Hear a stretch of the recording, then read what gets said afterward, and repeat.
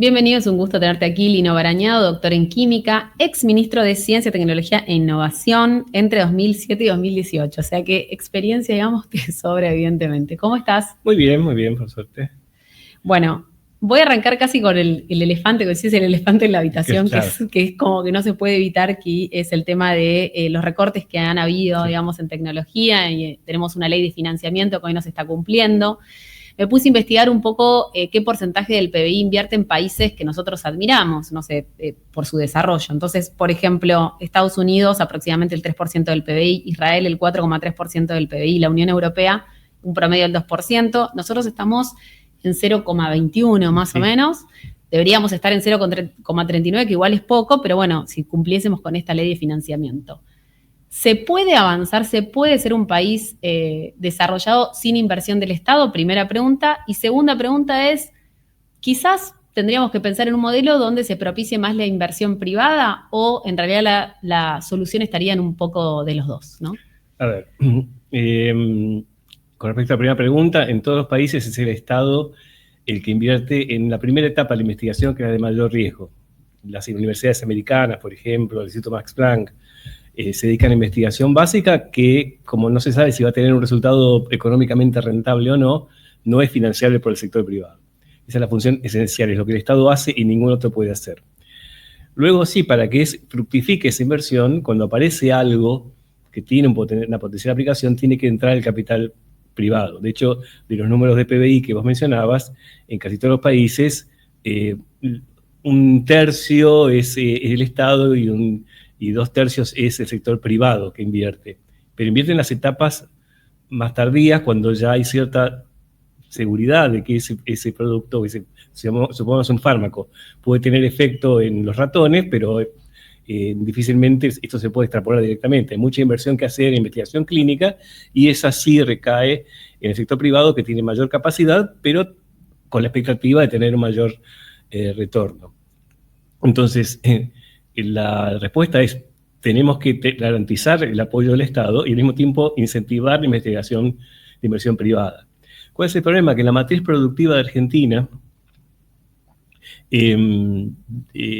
no tiene una avidez de conocimientos como tiene en otros países. O sea, la mayoría de las empresas que existen o son transnacionales que hacen investigación afuera, o son pequeñas pymes que pueden hacer un cierto grado de innovación incremental, de a poquito, o sea, no van a hacer grandes inversiones. Y esas hay que ayudarlas a que innoven. Pero lo que está cambiando es que están apareciendo empresas de base tecnológica nuevas, creadas por ex investigadores o por investigadores del CONICET, profesores universitarios, que son empresas de alta tecnología, que sí van a seguir demandando aportes del sistema científico. O sea, estamos cambiando la matriz productiva del país. O sea que eso es positivo, digamos. Eso es positivo. El problema, lo negativo es que en medio de este proceso de florecimiento de las startups se ha producido un ajuste tremendo del presupuesto. Calcula que está el CONICET por un lado, que fundamentalmente financia sueldos y mantenimiento de edificios. La Agencia de Promoción Científica es la que hace concursos por proyectos, por temas estratégicos, la gente se presenta, son evaluados por pares, se establece un orden de mérito y solamente 1/3 más o menos de los proyectos tienen financiamiento. Es un proceso altamente selectivo. La agencia debe los proyectos que fueron presentados en el año 2022, no los financió. Y el ministerio, que estaba por encima, que tiene también su fondo, se dedica a grandes obras, a programas estratégicos, ejecutó el 2% de su presupuesto. O sea, que es el área de Estado que más ajuste ha hecho. Y esta ejecución del 2%, estamos hablando de este este ejercicio, del 2024. Okay. Y hay una cosa que aclarar, el vocero presidencial dijo que habían hecho una auditoría y que había miles de millones de pesos que no estaban rendidos. Eso es una tergiversación de la realidad. Primero, no hubo una auditoría real, simplemente miraron los números, alguien los miró y dijo, bueno, acá falta rendir esto. Lo que es cierto, pero ¿por qué falta rendirlos? Por dos motivos. Primero, en diciembre del año pasado, se entregaron los fondos para compra de equipamientos y para construcciones. Con la devaluación, los precios se multiplicaron por 2 o por 3. Entonces, no servían esos presupuestos ni para comprar el equipo ni para hacer la obra. Había que solicitar una reasignación de esos recursos. Claro. Entonces, no había más plata. Bueno, déjame hacer un edificio más chico o comprar menos equipamiento. Eso no se autorizó. Así todo, hasta 2 o 3 meses después.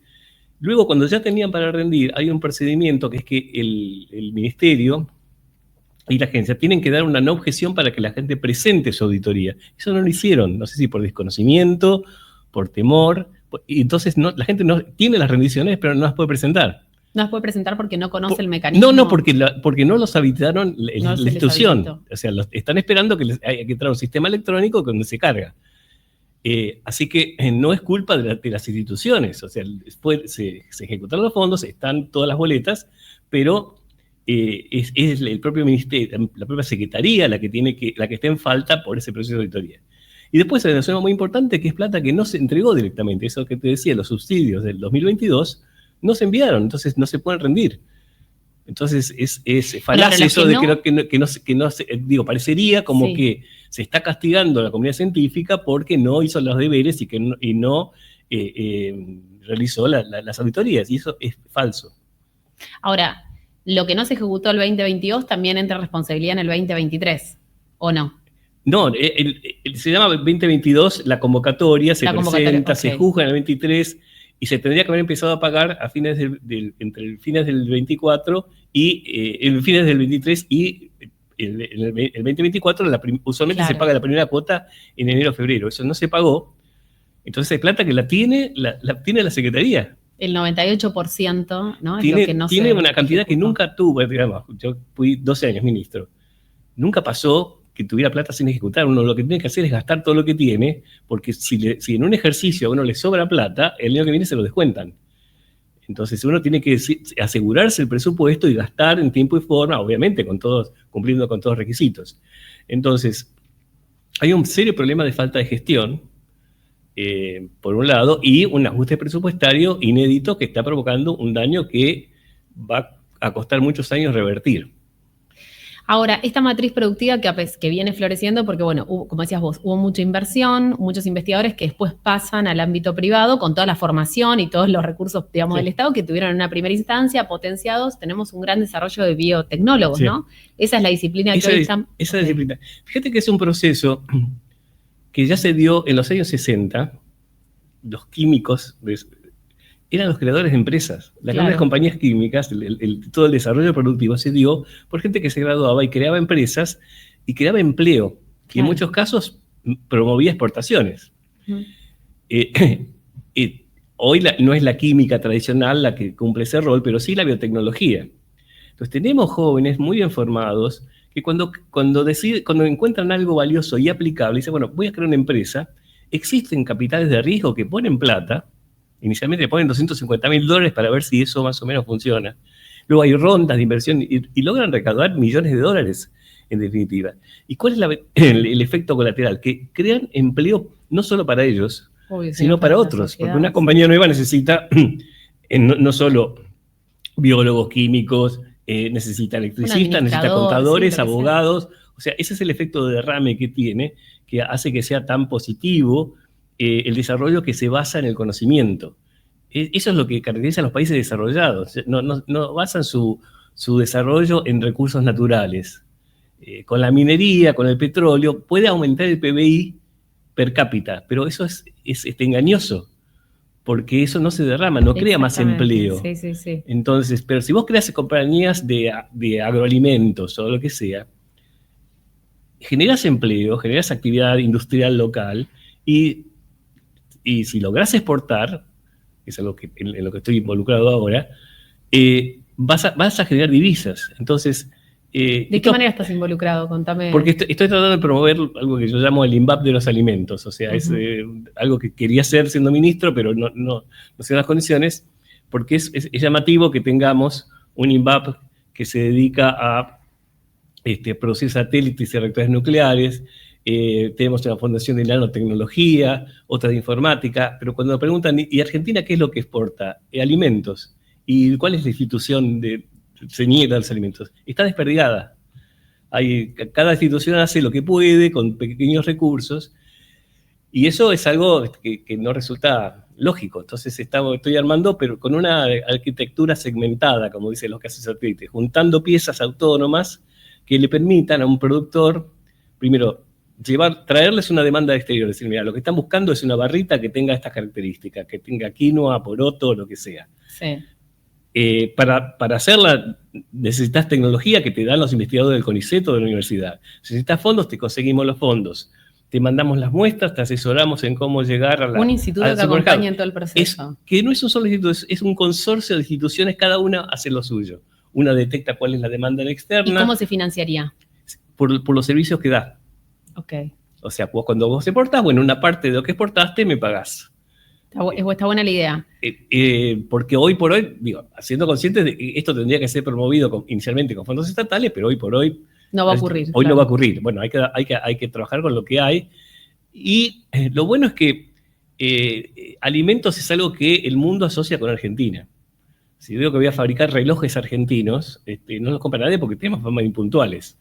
Pero bueno, hablando de esto de biotecnología, lo estás mencionando mucho en relación a alimentos. ¿Hay alguna, también en fármacos, en otro tipo de desarrollo se está aplicando? ¿Cuáles son? En fármacos también, bueno, hay una empresa que tiene mucha notoriedad, que es la que creó Gabriel Rabinovich, que es un investigador en cáncer, que es la empresa Galtec, que está desarrollando 2 fármacos en realidad, que uno para el cáncer y otro para enfermedades autoinmunes, basados en más de 20 años de investigaciones de su grupo. Y ahora, validado internacionalmente, ya ha recibido todos los premios, habidos y por haber, bueno, él quiere tener la satisfacción de decir, bueno, quiero ver que esto funciona, que se puede curar a un paciente con lo que yo encontré. Entonces no es un afán de enriquecerse, es el placer. Es medio científico. Es un placer adicional. Sí. Es el placer de decir, bueno, ya tengo el reconocimiento de todos. Bueno, pero me gustaría tener el reconocimiento de ese ciudadano común que me pagó la carrera. Yo tengo que darle algo a esa persona. Estoy en deuda con todos estos ciudadanos que no pudieron ir a la universidad pública, que no saben para qué está el CONICET. Bueno, que en algún momento les llegue algo, si tenés este medicamento porque se investigó en Argentina y vos y todas tus familias y todos tus amigos estuvieron pagando esto. ¿Cuáles son hoy? Hay un montón de proyectos. A mí me pasó hace 2 años que fui, de hecho, a conducir un evento donde había todos proyectos de biotecnología que estaban haciendo su pitch para buscar, digamos, fondos, y quedé sorprendidísima. O sea, creo mucho en mi país y sé que hay talentos, pero la cantidad de soluciones. Te pregunto a vos, que obviamente estás súper empapado en el tema, ¿cuáles son los desarrollos biotecnológicos que más te han llamado la atención, más allá del que acabas de mencionar? Mira, bueno, como vos decís, ha habido un cambio muy importante en los últimos 5 o 6 años, que es la aparición de aceleradoras de empresas, que son entidades que reciben fondos de inversores, que dicen, bueno, queremos invertir en nuevas empresas. Ellos buscan los candidatos, los educan en cómo crear una empresa, los llevan a Estados Unidos para que se termine de formar, les consiguen financiamiento, y hay 4 o 5 de esas que cada una tiene decenas de proyectos. De hecho, Argentina es en Latinoamérica el país que más empresas de lo que se llama Deep Tech tiene. Entonces, y esos productos de todos estos años de inversión. Igual contá lo que es Deep Tech para los que no saben. Deep Tech es las empresas que usan las últimas tecnologías. Inteligencia artificial, biotecnología, análisis de genoma, ciencia de datos, digamos, que van desde el ADN hasta la supercomputadora. Porque hoy por hoy, para hacer un desarrollo realmente innovador, necesitas saber un poco de todo. Ya no es conocer tu disciplina. Y te digo, hay una empresa de la que soy asesor que usa inteligencia artificial para acelerar el proceso de mejora de los cultivos. O sea, que te integra una cantidad de datos de dónde creció la planta, cuánta agua le pusiste, cuánto fertilizante, su forma y demás, y te dice, bueno, tenés que cruzar esta planta con esta otra, y lo que te hubiera llevado 10 años te puede llevar 2 o menos. Y eso es importante porque tenemos una necesidad acuciante de aumentar la producción de alimentos. Entonces, esa es un área crítica, pero como te decía, hoy la inteligencia artificial te permite solucionar más rápidamente problemas. Eso es algo que la gente no asocia. La inteligencia artificial es el ChatGPT o ese tipo de cosas, pero hoy se aplica, o sea, hay compañías argentinas que han aplicado para el desarrollo de perfumes, para empresas suizas. Claro, porque te permite la inteligencia artificial generativa ir viendo, digamos, qué desarrollos puede generar en menos tiempo. ¿Cuál es el boom de la inteligencia artificial? Que hay grandes cantidades de datos, por un lado, algoritmos que ya se conocían hace mucho tiempo. El algoritmo, que es lo que te permite, estas redes neuronales que te permiten procesar la información, se conocían. Pero recién ahora hay procesadores que surgieron de las placas de video, en realidad, Claro, sí, que te permiten hacer eso a la velocidad adecuada. Entonces, la combinación de grandes bases de datos con procesadores rápidos y estos algoritmos te permiten procesar y encontrar cosas que tuviera sí, generar, la vida. Crear, digamos. La gran revolución de la IA generativa es que ahora crea. Y no nos va a desplazar porque es una herramienta. O sea, una computadora no se va a poner a pensar a ver si puedo desarrollar algún fármaco para curar la epilepsia. No, tiene que ser alguien que le diga, mirá, sabemos todo esto de la epilepsia, tenemos esta cantidad de fármacos posibles, decime cuál de estos es el más adecuado para ese tratamiento. Esto se está haciendo. Ahora, lo que yo pienso, el contexto obviamente, y esta retirada de inversión a nivel estatal no está bueno, sin embargo está surgiendo esto, como decís, ante la necesidad hay que encontrar una forma de resolver y los privados están apareciendo como... Claro. Pero en el último tramo, ¿no? El último tramo, por eso lo peligroso es el primer tramo. Claro. Cuando se te empiezan a ir los becarios porque no pueden hacer una tesis, porque no hay recursos y se van al exterior, tenés un problema, porque es como que estás cerrando la canilla. O sea, tenés un poquito de agua en la manguera que va a seguir saliendo, pero en 5 o 6 años ya no te queda nada. Y el tema con que la gente se vaya es complejo. Y se está yendo, ya se empieza a ir, la gente empieza a ver a dónde se puede ir. Okay. Primero porque es un capital que se está yendo. Vos invertiste en esa gente, le pagaste la carrera, le pagaste todo eso y se lo está llevando. Es decir, bueno, no tiene otro remedio porque vos no le estás dando las posibilidades de aplicarlo acá. Y uno puede pensar, bueno, en algún momento lo podés recuperar. Hicimos, en las 2 gestiones anteriores, un programa que se llama Raíces y empezamos a traer a aquellos que se habían ido por motivos económicos de Argentina en el principio de los 2000 y demás, y logramos recuperar una parte, pero recuperamos 1.000, 1.500. Y ahora, si vuelve a haber un éxodo, va a ser mucho más difícil. Decir, no, ya pasó, ya hubo gente que volvió y se arrepintió.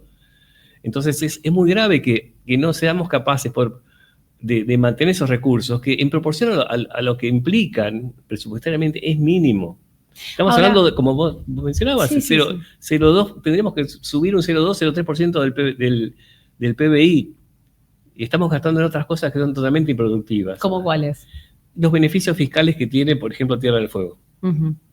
Eso es casi un 1% del PBI. O sea, con lo que además es un tema perverso. O sea, no es que lo estamos subsidiando.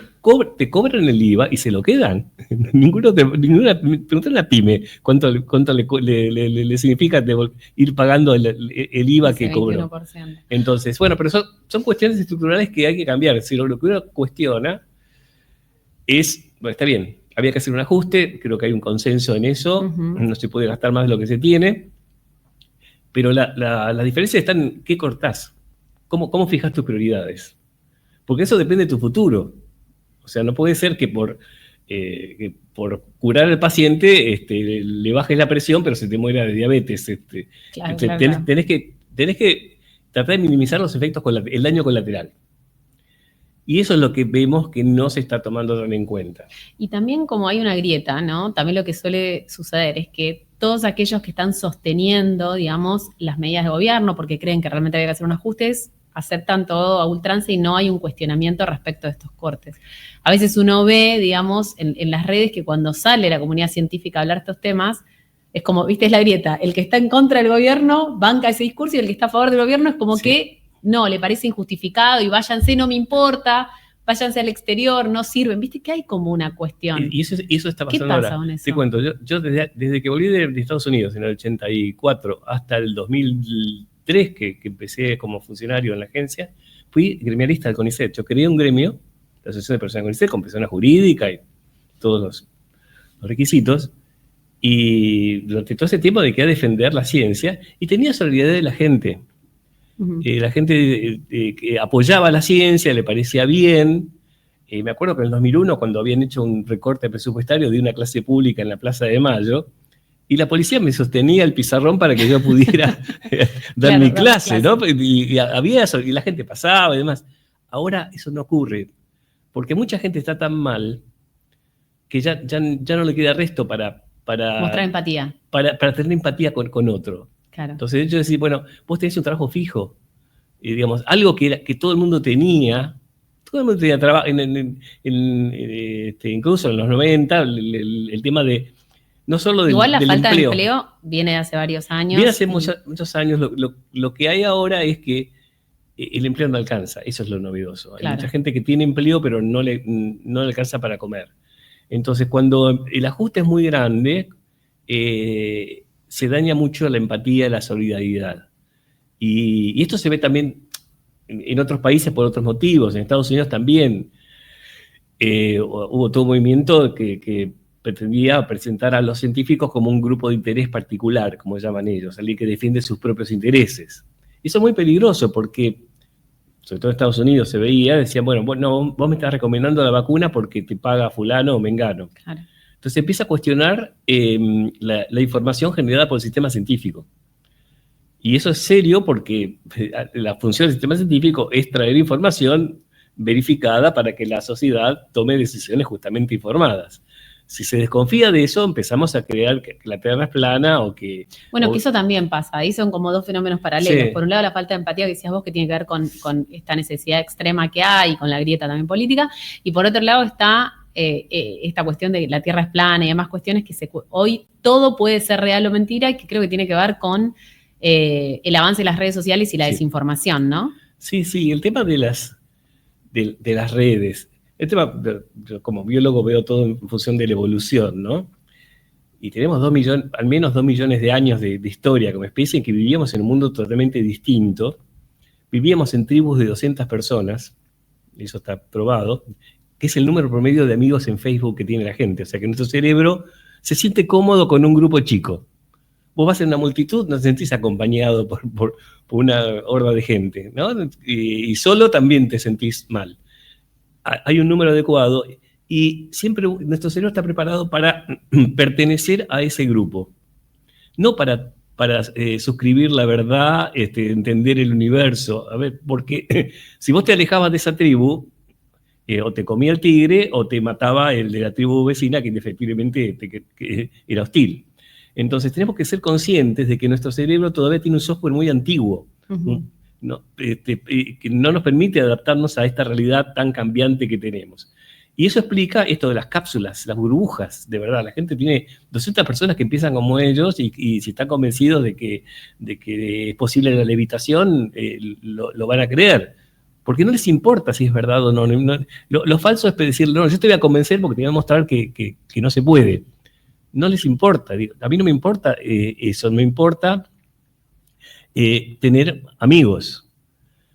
Y eso lo estudió un sociólogo de Yale en Estados Unidos, que habla de la cognición cultural, que es un concepto muy interesante que dice, una persona suscribe o no determinada aseveración dependiendo de cómo piense que suscribirla o no lo aleja o acerca del grupo con el cual cree compartir valores. Y él actuamos en masa, digamos. Él lo aplicaba. Dice, ¿por qué los republicanos rechazan el cambio climático? ¿No? Porque creen que es un concepto antiindustrial. Creen que es un ataque a la industria. Y los republicanos son industrialistas. Entonces, si vos por la fuerza pretendés darle todos los números del cambio climático y demás, demostrarle que es verdad, no te lo van a creer porque, va en contra el momento de que acepta eso, digamos, mis amigos republicanos no me aceptan en el club. Dice, pero entonces la estrategia es otra. Tienes que ir al republicano y decir, ¿viste las oportunidades de negocios que se abren con la transición energética? Claro. Bueno, ahí tiene que ver con encontrar los argumentos que son válidos según los valores que sostiene el grupo con el cual estás hablando, ¿no? Que los estados republicanos son los que están produciendo más energía alternativa. Claro. Pero no es que crean el cambio climático. Dicen, no, yo estoy defendiendo la autonomía de mi estado, el libre emprendimiento. En definitiva, vos tenés que darle lo que acabas de decir, darle argumentos que sean compatibles con su núcleo de creencias. Claro. Porque no se puede convencer, no existe, eso es para gente muy racional y hasta ahí. La gente quiere creer determinadas cosas y va a buscar los argumentos para sostener eso, y hoy con las redes es muy fácil encontrar argumentos para sostener lo que uno quiera. Sí, aparte obviamente que el algoritmo también te filtra y te va mostrando aquello que es más afín a lo tuyo, eso funciona de esa manera. Y poco a poco te vas encapsulando y terminas viendo solamente eso. Y eso es lo complicado, porque después se dificulta vivir esta super tribu en la que vivimos. Tenemos que ser compatibles, tenemos que tener objetivos comunes, ser capaces de entendernos. Pero eso requiere entender lo que está pasando en primer lugar, que es un cambio muy abrupto que ha habido, y como consecuencia de eso, elaborar estrategias adecuadas para tratar de establecer vasos comunicantes, tratar de fomentar un entendimiento común, porque de eso depende de nuestra supervivencia como especie. Claro. No es un tema menor. No, por supuesto. O sea, estamos todos apretados en un planeta que no da para mucho. No hay lugar para que cada uno defienda a ultranza sus intereses. Hay que compatibilizar cosas, ¿no? Sí, ceder y entender, y sobre todo la empatía, que es algo que hay que trabajar y que no ocurre naturalmente siempre. Hay que, ahí está otra vez el rol de la educación, ¿no? Totalmente. Yo creo que ahí empieza todo. Yo creo que la educación desde la edad lo más temprana posible es importante. Es preocupante que al chico le llegue la tableta antes que el pizarrón, antes de ver un pizarrón, ¿no? Porque ya está condicionado. Hay países que están pensando en postergar el acceso a una tablet o un teléfono, pero por otro lado ves el tremendo potencial, chicos de 3, 4 años que usan esos jueguitos de números y te hacen cálculos mentales de 3 cifras. Claro, o sea, es como todo, ¿no? No es totalmente nocivo. A ver, ¿cómo usamos esta poderosa herramienta de forma adecuada? Bueno, y ahí está el desafío, ¿no? Para los padres, las madres, los educadores. Totalmente, pero fíjate que el sistema educativo tiene una inercia de mucho tiempo. Entonces, pero hay que fijar eso como prioridad. Y fomentar esto. Tenemos que hacer un cambio porque hoy ya no es necesario que la gente memorice nada. Tal cual. ¿No? Antes toda la educación antes era... te sabías los teléfonos de memoria, ¿viste? Yo me acuerdo, el libro de historia, a ver, los sumerios. Los sumerios vivían en teléfonos y te recitaban desde la página tal a la tal. Eso es lo que hay que saber. Sí. ¿Qué sentido tiene grabar? Eso te lo hace un grabador, digamos. Hoy lo buscás y podés hacer lo que quieras, pero que tenés que tener la capacidad de preguntar. Sí, y de hecho para poder utilizar la inteligencia artificial generativa tenés que hacer buenas preguntas, buenos pedidos. Exactamente, entonces vos tenés que liberarte de esa carga de almacenar conocimiento y pasar a tener deseos de hacer cosas, tener metas y usar la herramienta. No dejarse obnubilar por el poder de esa herramienta, es decir, bueno, de todo esto, ¿qué necesito? Yo siempre hago el paralelo con el agua en la historia de la civilización. El agua era un bien muy precioso. Las civilizaciones empezaban a florecer cuando lograban manejar el agua, los sistemas hidráulicos y demás. Todavía hay gente en la que las mujeres caminan 2 horas para ir a buscar agua y conservarla. El agua segura siempre fue un problema. Y el tema era eso, conservarla. Con la información pasaba eso. La información era algo muy escaso, que había que conservar, se conservaba de memoria. La gente memorizaba la Ilíada o la Odisea y la repetía y se transmitía por tradición oral. Había bibliotecas que conservaban todos los manuscritos. Y lo importante era eso, saber dónde estaba, saber de memoria. Hoy vivimos en un mar de información. La información está por todos lados. Entonces tenemos que saber nadar o flotar. Sí. ¿No? Sin ahogarnos. No ahogarte, ¿no? Porque te satura. Obvio. Vos agarrás un teléfono y cuando ya sabes lo que te gusta, te puede chupar por horas ahí. Y el agotamiento que te genera, ¿no? También sí. el agotamiento de estar en la pantalla y estar trabajando y tener el archivo, el WhatsApp web, para mí es el enemigo número 1. Y bueno, hay un montón de cuestiones que hay que educar.